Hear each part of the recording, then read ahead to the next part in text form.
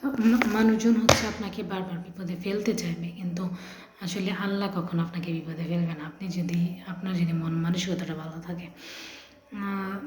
তো ওই যে আমি বললাম একটা বিগ অ্যামাউন্ট যখন আমাদের ফ্যামিলিতে খরচ হয়েছিল, সেকেন্ড টাইম এরকমই আরেকটা অ্যামাউন্ট খরচ হয়েছিল, মানে সেম কাজের জন্যই।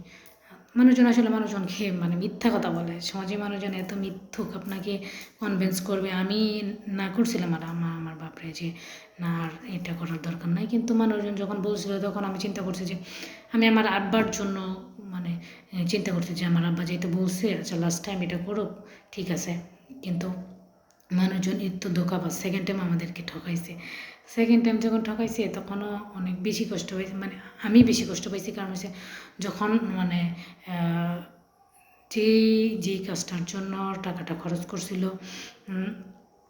সেদিন একটা রেজাল্ট হয় আর কি।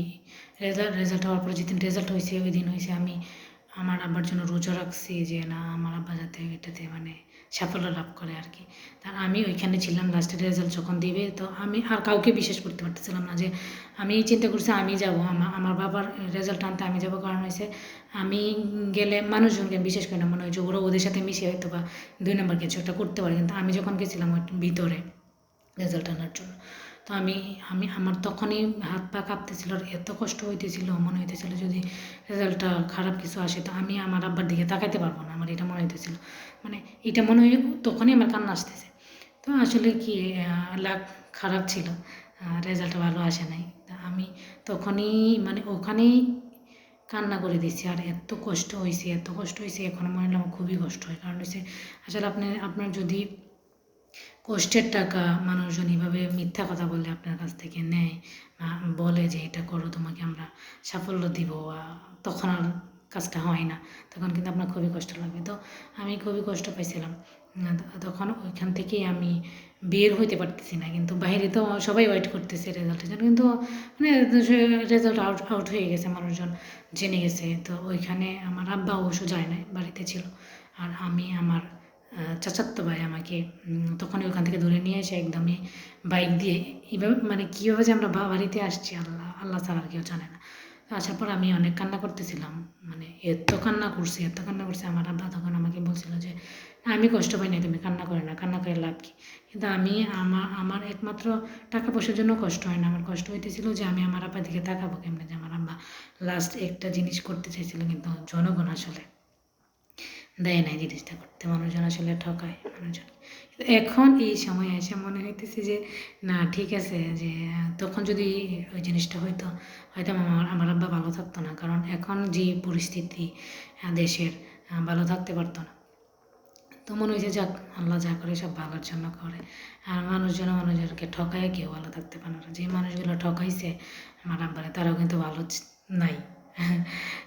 আমি এটাতে মানে মানুষজন ভালো নাই এতে খুশি হওয়ার কিছু নাই, কিন্তু আমার মনে হয়েছে যে আসলে ঠকানোর পরে মানুষজন আসলে ভালো থাকে না। যেই মানুষগুলো ঠকাইছিল ওনারাও খুব যে ভালো আছে ব্যাপারটা এরকম না। আমি এটাই বলতে চাচ্ছি, মানুষজনকে ঠকাইয়া কেউ ভালো থাকে না, আর মানুষজনকে হেল্প না করলেও মিথ্যা কথা বললেও মানুষজন ভালো থাকে না। এই যে আমার আব্বাকে যারা ঠকাইছে, যে আমি যে মানে একটা ফ্রেশ মনে আমরা যে কাজটা করতে চাইছিলাম, যে কষ্টগুলো হয়েছে, কারণ আমার মানুষজন লাগে এই কাজগুলো করতে, আমাদের নিজের মানুষ বলতে আমার বাবা আর আমি।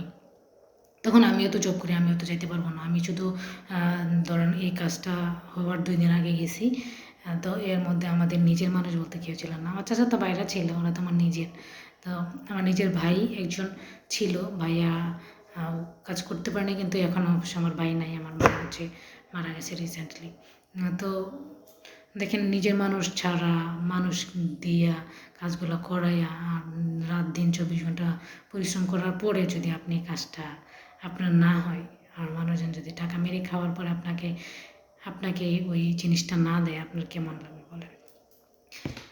তো আমি আমার খুব ইচ্ছা ছিল যে আমি আমাদের এলাকার যে মানুষ, আমার যদি কখনো সুযোগ হয় আমি ওনাদেরকে বলতে চাই যে আপনারা যে আমার আব্বাকে ঠকাইছিলেন, দেখেন আমরা কিন্তু খারাপ নয়, আমরা ভালো আছি আলহামদুলিল্লাহ। আর মানুষজনকে কোনো রকম ঠকাবে না। কিন্তু আমার তখন খুবই রাগ হইতো যে আমি এই মানুষগুলোকে মানে জিজ্ঞেস করতে চাই যে কেন আপনারা মিথ্যা কথা বলে আমার আব্বাকে ঠকাইছেন বা আমাদেরকে ঠকাইছেন। একবার না, কয়েকবার ঠকাইছেন, কিন্তু আমরা কিন্তু ভেঙে পড়ি নাই। আমরা কিন্তু আলহামদুলিল্লাহ ভালো আছি, খুবই ভালো আছি।